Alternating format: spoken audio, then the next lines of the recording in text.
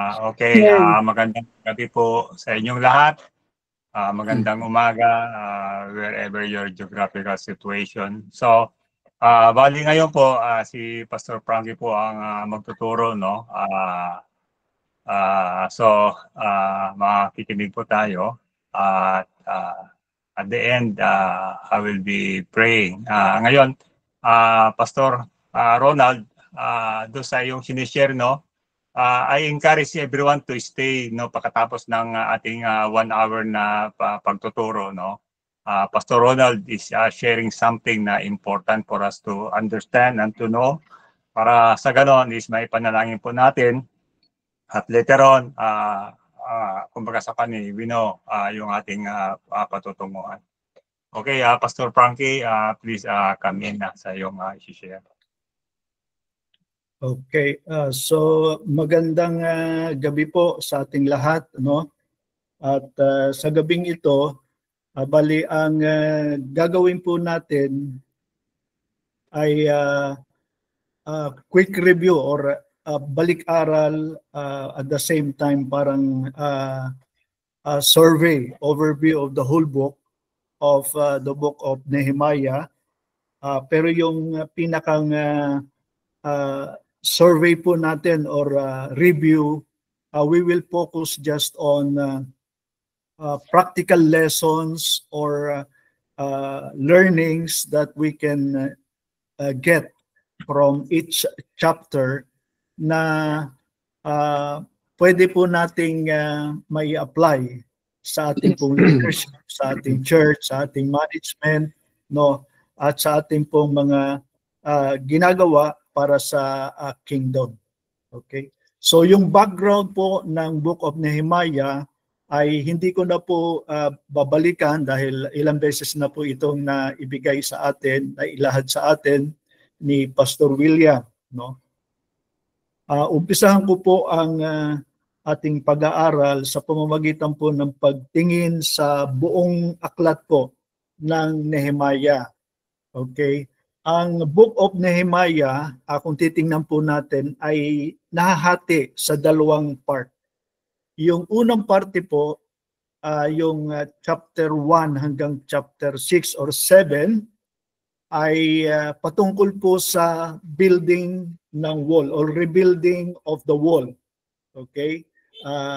At yung chapter 7 hanggang 13, ito naman po yung patungkol sa pagbabasa, pagpapaunawa at ng law or kung another category na pwede po natin gamitin, yung first part is regarding physical build-up ng wall ng Jerusalem for their security.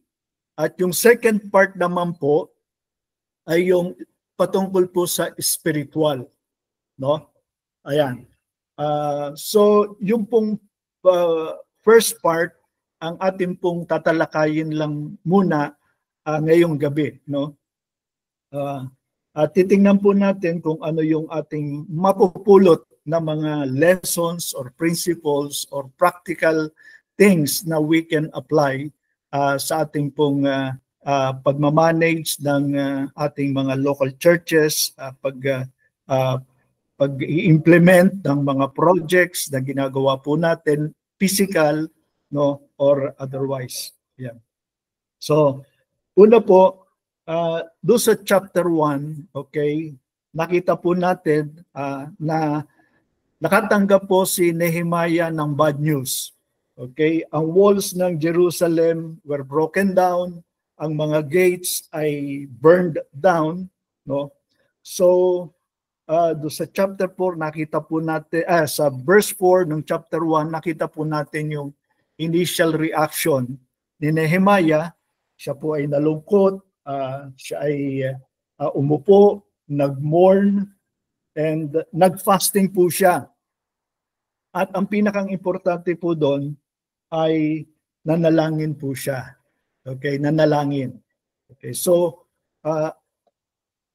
nais ko pong pag tayo ay nagbabasa ng isang aklat, we should take note of mga words or phrases that are often repeated, no? Dahil ito po yung nagbibigay sa atin ng ilang mga hint kung alin po yung focus or yung binibigyan ng diin ng author or ng Word of God. Ayan.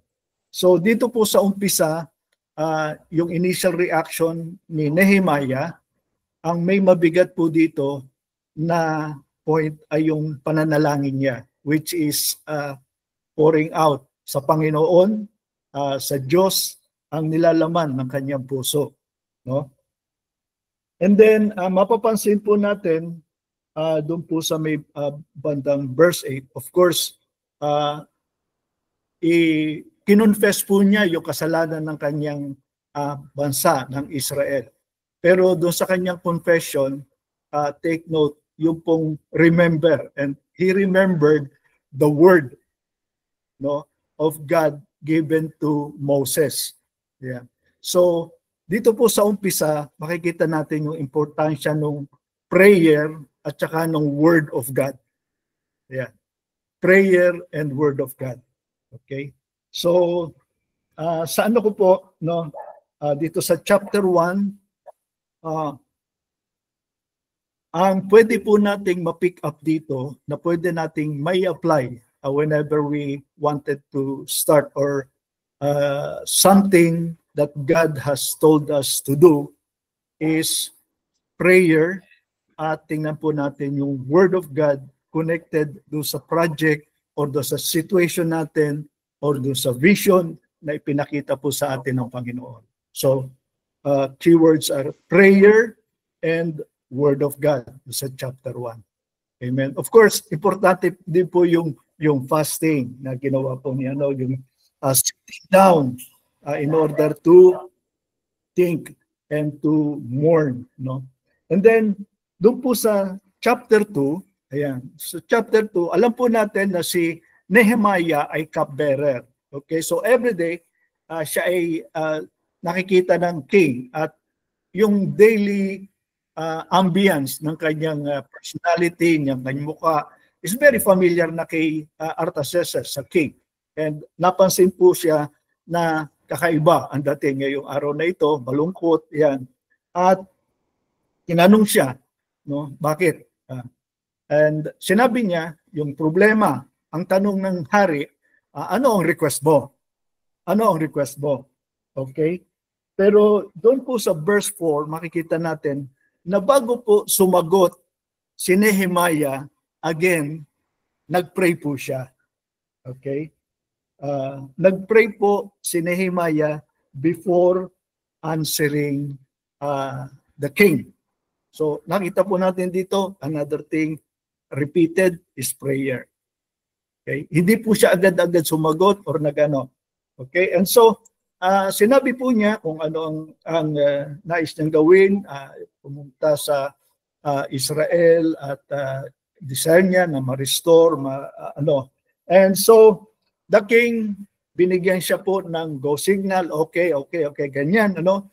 And one thing na dapat po nating isang pansinin po dito, do sa verse 6, no, tinanong po nung king, how long will you be gone? How long na ikaw ay mawawala sa pagsaserve mo sa akin? Para bang, how long will it take for you to do or finish the project that you are going to do? At sinabi po doon sa verse 6 that Nehemiah set a time. And I set a time. So, ano po yung ginawa ni Nehemiah? Nag-set po siya ng timetable or duration kung hanggang kailan or gaanong kahaba niya tatapusin yung ipinapagawa ng Panginoon sa kanya. Okay? So, hindi niya sinabing, bahala na po kung hanggang saan po matapos. Okay? So, one thing that we should learn from here is when God is asking you to do something, or when even sa ating pong mga pagpaplano ng church, importante po na merong timetable. No? Importante po, kaya po kumisan merong mga deadline, mga set time to submit, to do, to finish, no? Kinakailangan po ay meron tayong timetable. Okay? And then, nung naibigay na niya ang timetable, meron pang mga ilang bagay na hingi si Nehemiah, yung letters sa governors, at pinadalhan pa siya ng army, captains of the army, na sasama sa kanya in going. So, dito po makikita natin kahalagahan po ng written documents, letters. Kaya po pagka tayo ay, yan, yung mga may project po na nagpapatayo ng simbahan, siguro nagtataka yung iba, bakit kinakailangan pa na tingnan muna yung illegality? Bakit kinakailangan tanungin muna nila pastor kung yung bang lupa ay nakapangalan na sa atin, may titulo, anong status niyan, ano. And then pag nagtatayo ng simbahan, kaya kagaya po ng ginagawa ngayon ng San Jose, Batangas, kumukuha ng permit. So dito po makikita natin that Nehemiah, before he went to start this project, kumuha muna siya ng mga legal documents, legalities, no? Para pag ginawa niya yung dapat na gawin niya, legal ito, may approval ito ng gobyerno, may approval ito ng hari, no? So ganun din po sa dapat na i-apply natin sa ating pong mga ginagawa, especially para po sa iglesia, that there should be at least following the law of the land ng gobyerno. Meron tayong kaukulang mga permit, dokumento, sa Meralco, sa Adean at sa barangay. So yun po ang isang nakikita ko na dapat po nating gawin whenever we are doing something, And then do sa chapter 2 din po, first time po lumabas yung pangalan ni Sanballat tsaka ni Tobias. Okay? It is natural na pagka po merong ginagawa ang ministry na maganda, meron po mga oppositions. Ayan. Pero mga oppositions na magra-rise up, merong mga bad comments, side comments, mga hindi po nawawala yan, no? And so bagamat meron pong sumama ang loob ng nabalitaan, okay, go ahead pa rin po si Nehemiah, dahil sabi nga po doon, siya ang man that will go and look for the welfare of the children of Israel. Kaya nakita ng Sanballat at Tobiah na hindi maayos ito. And then sa verse 11 to 16, nandun na po, nakapunta na po si Nehemiah sa Jerusalem, at ang unang ginawa po nga niya is during the night, kumuha siya ng ilang tao at in-inspect po muna niya ang walls at yung mga gates, no? So ano po ang lesson or practical application na pwede po natin matutunan dito? Okay? Before we start a project, kinakailangan po tingnan natin yung scope ng gagawin, no? Of course, ito po yung tinatawag na planning, no? Planning. Sa construction, ayan, ito po ay normal na ginagawa. Nagdo-drawing kung anong itsura, anong mga bill of materials, ilang tao kakailanganin, ilang semento, ilang hollow blocks. So, yan po ay ginagawa dahil tiningnan, in-inspection muna yung lupa, yung sukat, ano ang gagawin. So, ganun po ang ginawa ni Nehemiah. Although hindi niya pinaalam doon sa kanyang ibang mga kasamahan, kababayan, yung kanyang ginawa, in-inspect muna niya sa gabi yung scope of work na gagawin doon sa wall. And then doon sa verse 17 to 18, sa kanya ginather yung mga tao. Okay? At ito po, napaka-importante po ito. Ayan. Kasi kung minsan ang mga pastor pag meron silang gustong gawin, sinasarili lang nila o sinasabi lang nila doon sa leadership. Okay?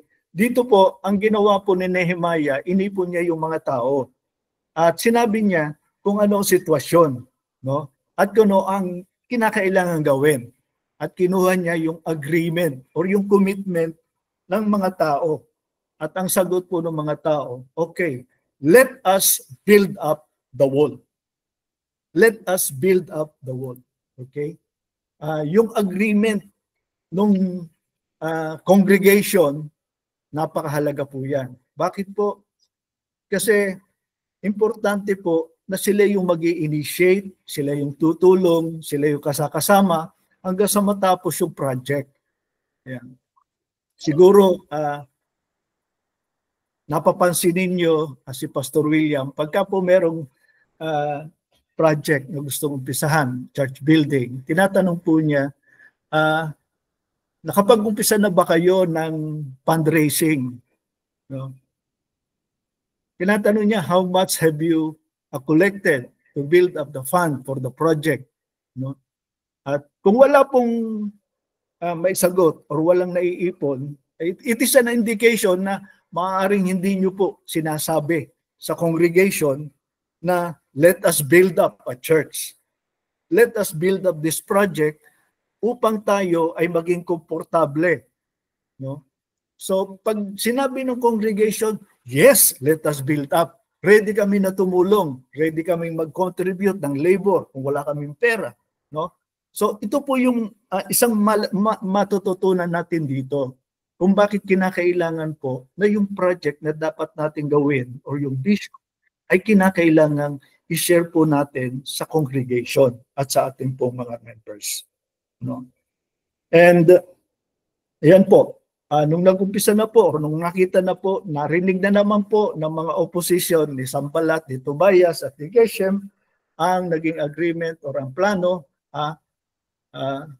tinutuya at tinawanan ang plano ni Nehemiah. Sabi, naku, pag binangga ng fax ang pader na yan, guguho lang yan. So ano magagawa ng mga yan? So ganun po. So do sa chapter 2, ayan, isa po makikita po natin, lesson is to involve the congregation, the members sa mga project na nais po natin gawin. Bakit? Kinakailangan po natin ang tulong nila, ang participation nila para magawa po na maayos at para matagumpay na malabanan, ma-overcome din yung mga oppositions na maaaring mag-arise. Okay? And then sa chapter 3, nag-umpisa na po. Okay? Makikita po natin dito yung whole chapter ay halos nakadedicate po siya sa pag-a-assign ni Nehemiah ng mga pamilya na tatrabaho doon sa bawat gate, sa bawat tower, sa bawat portion ng wall. Okay. So nag-umpisa po siya na mag-assign doon po sa ship gate. Okay? At ini-specify po doon, okay, kaya po sinabi ko na pag nagbabasa tayo, obserbahan po natin yung mga repetitions ng mga words or phrases.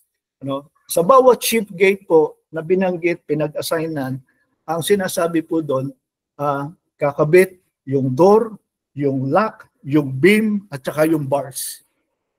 Kung papansinin po, pag binasa niyo yung chapter 3, pag sinabing gate, doors, lock, beams, bars.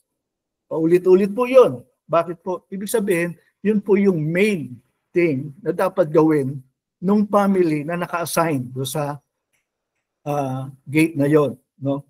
And ayan, sunod-sunod po yan, ship gate, fish gate, old gate, valley gate, dung gate, gate of the fountain, hanggang sa horse gate, hanggang sa bumalik po ulit do sa corner ng ship gate.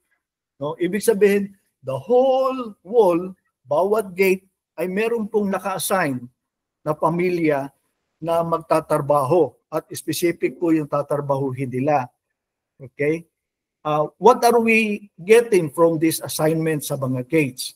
Okay? When we assign a work sa group, Okay? Para po mabilis ang kanilang trabaho at yung kanilang result ay mamomonitor nila, makikita nilang madali kung natapos na ba natin, may kulang or may ano. Dapat specific po kung ano yung mga dapat nilang gawin. Wag nating ikaw ang in charge diyan, kayong grupo. Bahala na kayo kung ano gusto niyo gawin, no? And then after a while gumagawa sila, ay hindi dapat ganyan. So it would involve waste of time, energy, and sometimes money. And even yung frustration ang magiging result sa mga group or sa mga individuals na ina-assign po natin. Amen? And then in between the gates, makikita po natin, may mga naka-assign din po sa mga walls, yung portions in between the walls. At isang mapapansin po natin, paulit-ulit din po dito, na merong mga families that they are assigned over their house. Ibig sabihin, yung mga tao, kasi ang gate po, may mga tao din na naninirahan doon. Parang house na rin po nila. So, mapapansin po natin, may mga group or family na naka-assign po sila, it's either doon sa malapit sa kanilang tinitirhan or doon sa kanilang mong tinitirhan mismo na over nung kanilang bahay. Okay? So dito po, makikita po natin na yung wisdom or yung good management ni Nehemiah sa pag-assign is nandun din po. Kung sino yung mas malapit sa kanilang tinitirhan, sila ang gagawa doon. Bakit? It would save them time sa pag-travel from place to place, from work to residence. Ito po, even sa normal na trabaho po natin, sa secular, no? Kung tayo po ay nagta-travel from our residence to a workplace at inaabot po tayo ng 2 oras, 3 oras going and then coming back, and then magluluto ka pa, mapapahinga. Sometimes it is more practical, more efficient kung magrenta ka na lang ng small room na katabi ng opisina or trabaho mo para makasave ka in time, energy, and efficiency. Mas maaga ka makakarating. Hindi ka napagod sa pagta-travel. No? So ito po, another wisdom na makikita po natin dito. Ayan. Okay? So yun po, makikita natin that Nehemiah did not leave any space around the gate, around the wall na wala pong naka-assign na family. Yung gate, yung tower, yung walls, at yung mga corners. Amen? So, inikot po niya nung gabi at inassign niya, made sure na bawat portion ay walang makakaligtaan. Merong naka-assign. Amen? Yun po sa chapter 3. Okay? And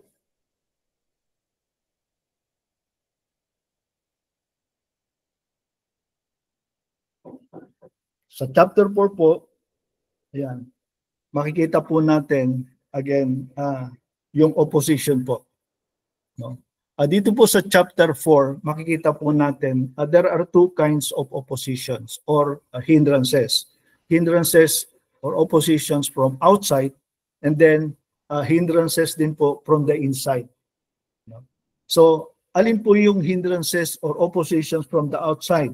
Ayan. Yan po yung nando sa persons nila, Sanballat, Tobias, Geshem, at saka yung ibang mga enemies. Kasi andun po, nung nakita nila na nagtatrabaho na, nag-work na, ayan, andun po, mockery. Yung mga yan, ganyan. So kung ano-ano po ang sinasabi nila, okay? Pero doon sa verse 5 po, ng chapter 4, makikita natin kung ano po ang reaction ni Nehemiah. No? Ang reaction po niya is again, prayer. So, inulit na naman po, prayer. Yeah. And sa verse 6, sabi doon, the people had their mind to work. So, prayer and work. Okay? Prayer para labanan, maalis ang kanilang mga alalahanin sa mga oppositions. Bakit? Kasi ito ay pinapagawa ng Diyos. And ang Diyos ang magpuprotekta sa amin. So, ang mind namin, nakapokus lang sa trabaho na ginagawa namin. Bahala na si Lord. Kaya nga sa pagprotekta sa amin. Kaya niyang ayusin yung mga oppositions na yan, mga ano yan. Basta kami, okay, focus sa work. And then, nagkaroon din po ng sa verse 7 to 8, ayan, nakita nila ongoing at halos matatapos, nagko-close na yung gap, no? Nagkaroon po sila ng plano, yung mga opposition, mga enemies, nagkaroon ng conspiracy to fight and to hinder yung kanila pong ginagawa na rebuilding ng church. Okay? Ano pong naging reaction ni Nehemiah? Sabi po dun sa verse 9, again, is prayer. Prayer. And nagtalaga po siya ng mga watchers. Prayer and watch. So, ano pong ginawa niya? Bawat family, meron pong watchers. And yung mga families, yung mga workers, yung mga families ng mga workers ay binigyan niya ng sandata, swords, spears, and bows. So, kahit po yung kanilang prayer ay sila ay puprotektahan ng Diyos, of course, nung nabalitaan nila na talagang mukhang seryoso ang kalaban na kami sugurin, no? We have to ready prepare to defend ourselves. Okay. So, yung families, binigyan po ng swords, spears, and bows and arrows. And sa verse 15, bagamat may threat, still hindi nawala yung kanilang focus because they return to the wall and work, yung mga builders. Okay? At nung naging ano na po, sabi nga, mukhang totoo ang gagawin nila. Ang ginawa po, yung mga workers na nasa wall, aside from their families, binigyan na rin po ng sandata. Okay? Pero hindi po sila pinatigil sa trabaho. Kasi ang focus po, ito yung pinapagawa ng Diyos. Pero yung isang kamay nagtatrabaho, yung isang kamay naka-ready para sa sandata. Bawat isa merong dalang sword sa kanilang tabihan. Okay? So, dito po makikita natin that aside from prayer, we should also be watchful and nagbabantay. And we should also be ready to defend ourselves. Okay. Maring hindi po mangyari na tayo sugurin, but the fact na mababalitaan ng kaaway na nakahanda ang mga taong ito ay hindi po nila itinutuloy ang kanilang plano na sugurin ang Israel. Okay? And andito po si Nehemiah, meron po siyang kasama na merong trumpeta that would sound alarm pag may mag-aatake na. Okay? And para po yung mga tao ay intact, ang sinabi po doon sa verse 22, everyone, kasama yung kanilang family, ay doon po nag-lodge inside Jerusalem. Inside na nung wall na kanilang ginagawa. Para wala nang aalalahanin, baka yung mga nasa labas ay atakihin ng kaaway. Amen? So makikita po natin dito yung defense strategy ni Nehemiah na kanya pong in-apply. Okay? And then, sa chapter, nabanggit ko po ang hindrance, sometimes it also comes in from within the organization or within the community. Do sa chapter 5, nabanggit po doon yung problema na naging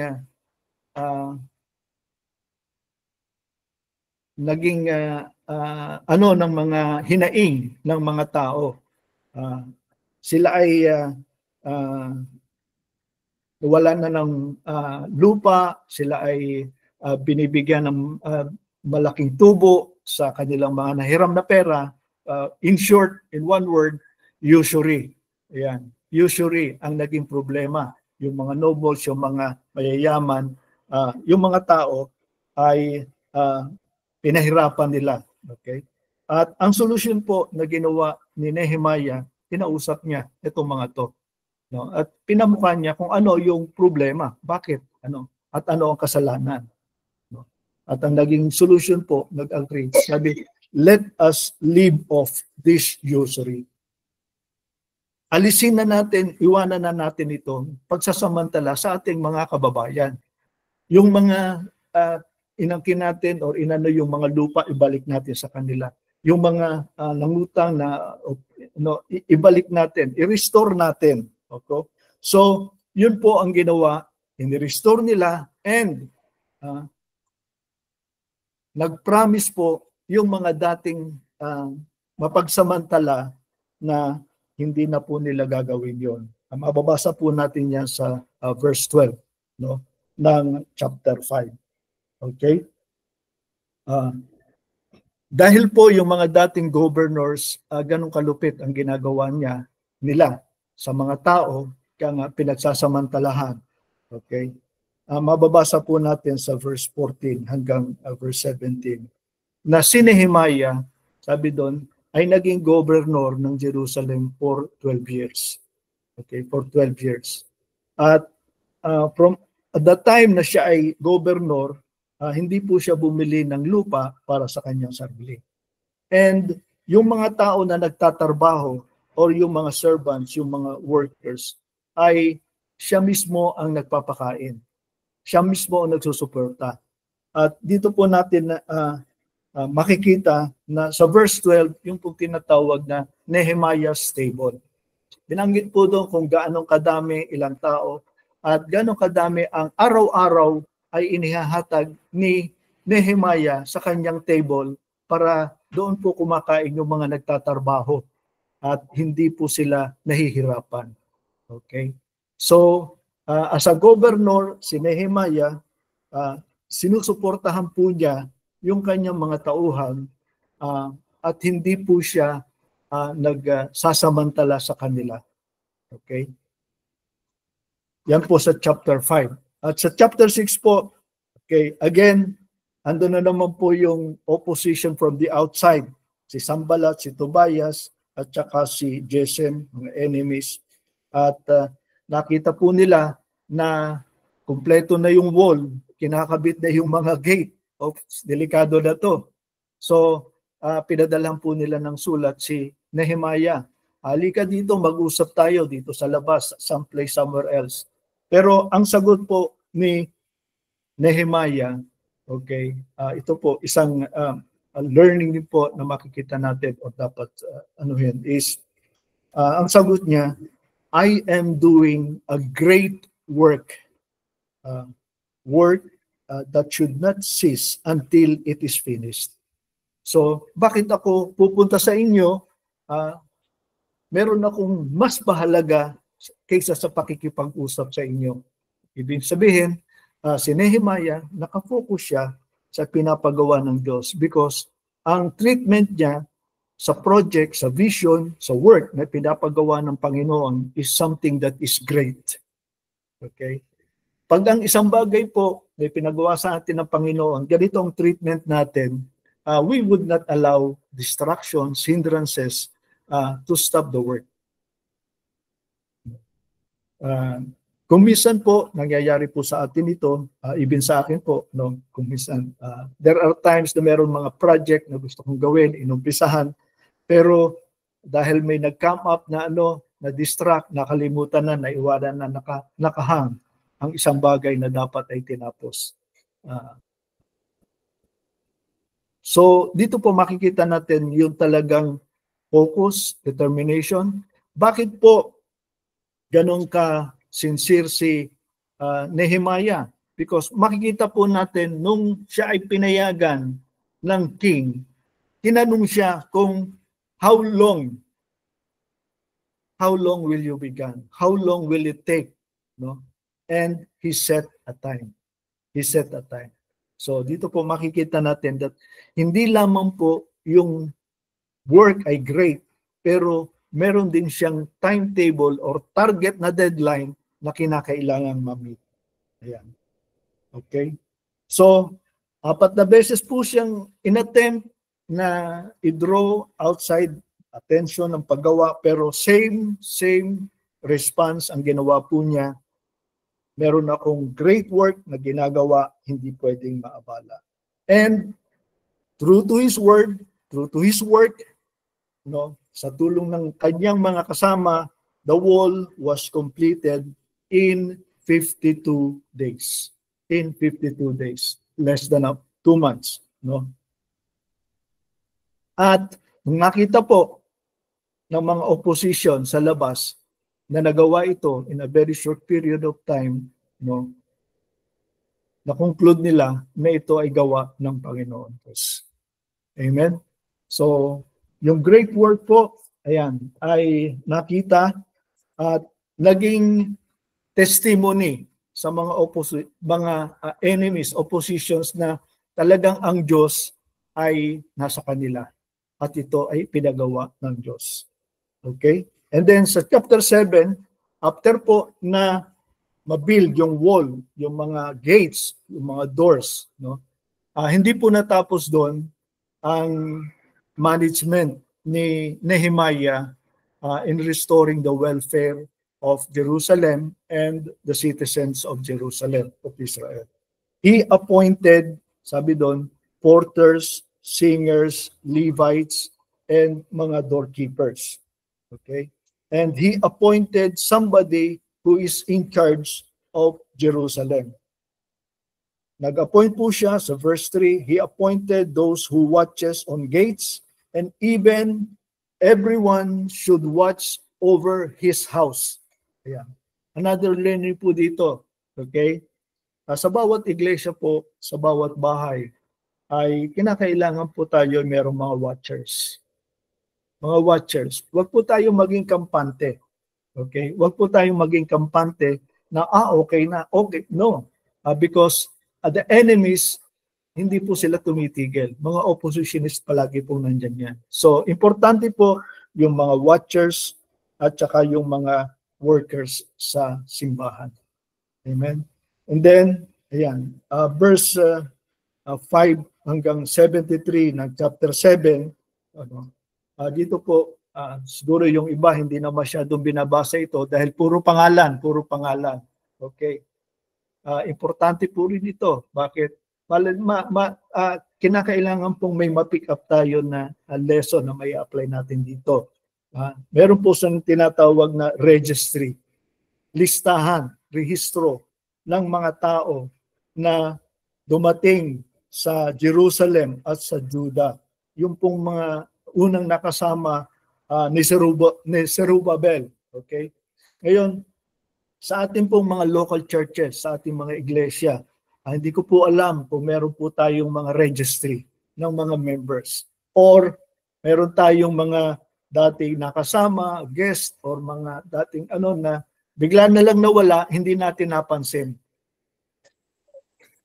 Bigla na lang naglaho, tumigil, dahil walang registry, walang nagpa-follow up.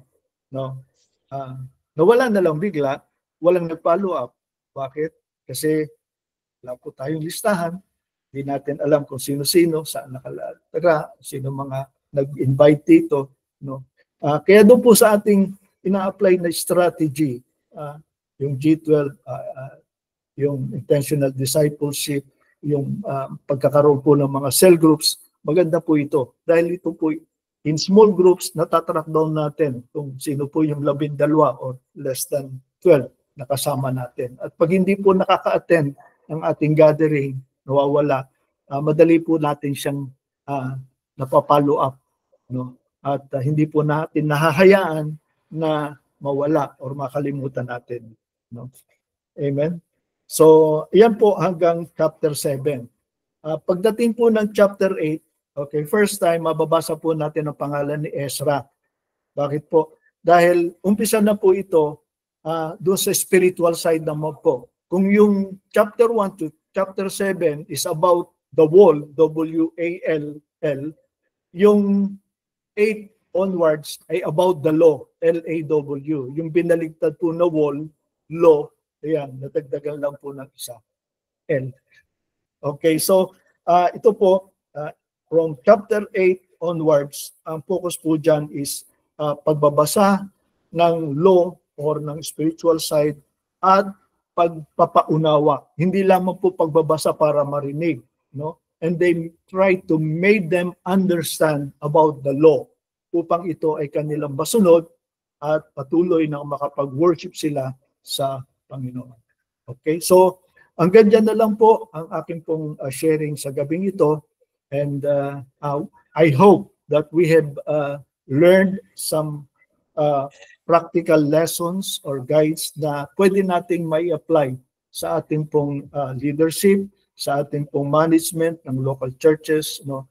At of course, hindi po nawawala yung 5 functions, yung 5 full ministry, no? Pero dito po sa in a whole, dito po sa physical building ng wall, in 2 words, ang makikita po natin na description dito na ginawa ni Nehemiah is good management. At kung ang isang pastor ay marunong ng good management, he will prosper, the church will prosper, even good management ng every aspect ng relationship, finances, ministries, at iba pa. Amen. So yan po ang, kung meron po kayong nais idagdag or comment, ayan. Hanggang dito po ang aking pag-share. Mr. William. Okay, thank you po Pastor Frankie sa yung binahagi, no, yung first part. At kung meron pa pong gustong magdagdag, mag-comment bago tayo mag-closing prayer. Anybody wants to add some more or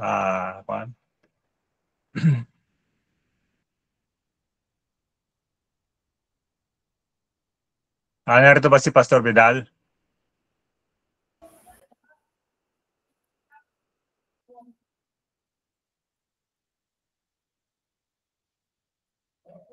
Wala po, Pastor. Hindi na kapatid. Okay, alright. Si Pastor Nestor, nakahabol ba? Opo, nandito po siya kanina. Nandito po ako kasama. Okay, alright, alright. Okay, kung wala na po siguro, no, tayo po ay dumako na sa panalangin. Let us pray. Muli, O Diyos, kami tumatawag, Panginoon, sa iyong banal na pangalan. Patuloy po kami, Panginoon, lumalapit, Lord God, na napapakumbaba. Knowing, Panginoon, O Lord God, that your ways are higher than our ways, O Lord God, and your thoughts higher than our thoughts.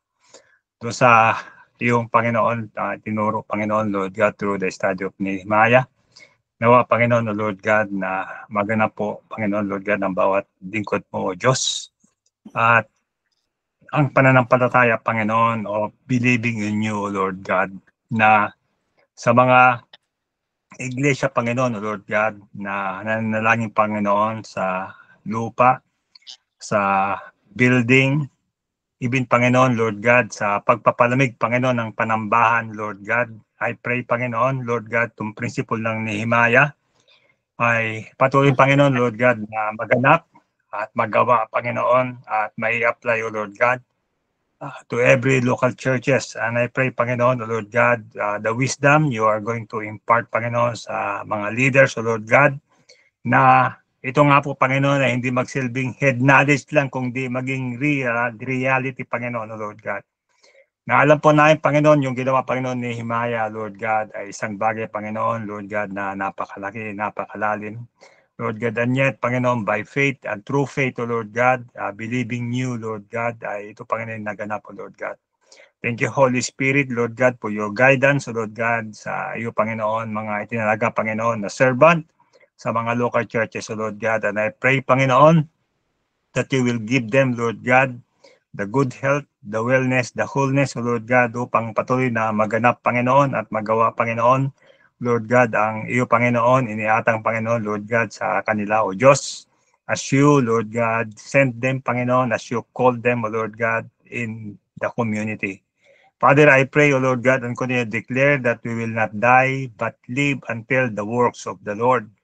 Kami nga po, Panginoon, ay looking into the rapture, Panginoon, O Lord God, na kung saan, Panginoon, that we will hear the trumpet, at habang inantay namin, Panginoon, O Lord God, we will continue to work, Panginoon, O Lord God, katulad ni Nehemiah, we will continue to build that wall, O Lord God. We will continue, Lord God, to bring your agenda on earth, Panginoon, this righteousness by proclaiming your word and bringing, Lord God, light of the gospel, Panginoon, in every community.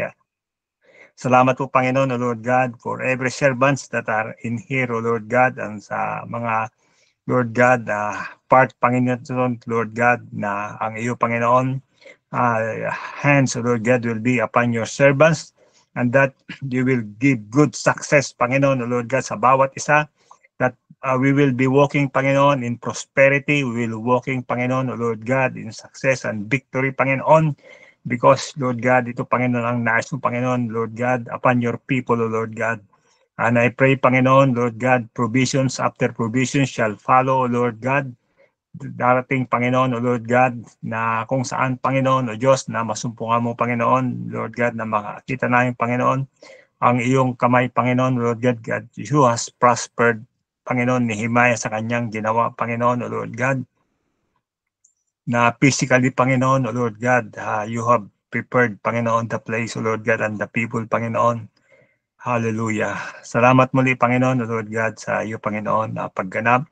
And I pray, Panginoon, Lord God, ang bawat mananampalataya, ang mga nasasakop, Panginoon, ng servants, Panginoon, Lord God, mag-increase, Panginoon, sa pananampalataya. The more they will see your hands, the more they will see, Lord God, your reality, Panginoon, Lord God, sa bawat iglesia, sapagkat the God we are serving is alive. Jesus is alive. Hallelujah. Na you will never leave us nor forsake us. Our concern is also your concern, Panginoon, that we will see, Panginoon, your hand, Panginoon, nakikilos, Lord God. Lord, we continue, Panginoon, Lord God, bless you. Lord, and continue, Panginoon, Lord God, declare, Panginoon, the benefits, Lord God, for the forgiveness of our iniquities, for healing all our diseases, redeeming Amen. our life distractions, and crowning us with loving kindness and tender mercies, and satisfying our mouth with good things, so that our youth is renewed like the eagles. Lord, patuloy we confess, Panginoon, we declare, Panginoon, Lord God, the provisions, the benefits, Panginoon, Lord God, na kung saan whenever we, Lord God, spend time with you, whenever we in quietness, Panginoon, Lord God, that you speak, Panginoon, to your servants, O Lord God, na sa iyo, Panginoong kabutihan, sa iyo, Panginoong katapatan, sa iyo, Panginoong kahabagan, we continue, Panginoon, walk, Panginoon, O Lord God, towards the blessing, towards the favor, Panginoon, that comes from you, O Lord God, that you are a God who is unlimited, O Lord God. Kami, Panginoon, patuloy natatawag, patuloy kami, Panginoon, hihingi, patuloy kami mananampalataya, Lord God, sapagkat ikaw nga po, Panginoon, ay totoo, ikaw ay buhay, at ikaw, Panginoon, ay mabuti, Lord God, that truly, Lord God, your mercy shall follow all the days of our life, O Lord God. Katulad, Panginoon, na sinabi, Panginoon, Psalmist, O Lord God, that you are our shepherd, and we will not need of anything, Lord God, because you will fill, Lord God, our cup to overflowing. Lord, salamat po, Panginoon, Lord God, sa mga aming Panginoon, Lord, na napapag-aralan. We thank you, Father, O Lord God, for the unity, Panginoon, sa bawat iglesia, Panginoon, O Lord God. Salamat po, Panginoon, O Lord God, for humility, Panginoon, even, Lord God, for generosity. Lord God, na ang mga bagay nito, Panginoon, ay magaganap at mangyayari, Panginoon, O Lord God, sa aming Panginoon, Lord God, patuloy na pagtuturo, sa patuloy na pagpapagalo, Lord God. Salamat po, Panginoon, for your faithfulness unto us, Lord God, na ang iyong salita, Panginoon, O Lord God, it shall accomplish in which it was sent to us, O Lord God. Thank you, Father, O Lord God, muli sa iyo, Panginoon, pagkakataon na pinagkaloob sa amin, and bless every family, Panginoon, that there will be always food on the table, that there will be clothes in every back, Lord God, and every roof, Lord God. At ang iyo, Panginoon, O Lord God, patuloy, Lord God, na kapayapaan sa bawat isa, O Lord God, as we go forth, as we continue, Panginoon, O Lord God. Salamat, Panginoon, for the joy and for the peace that passes all understanding, and that we keep our hearts and mind to the Lord Jesus Christ. Thank you, Father, O Lord God, for the victory in Christ. Amen. In Jesus' name we pray. Amen. Amen and amen. Okay, Salamat po sa inyong lahat. okay, next week I will not be here, no? I will not be joining. So, babalik ako ng second week ng May, Pastor. Ronald will be sharing, no? Alright.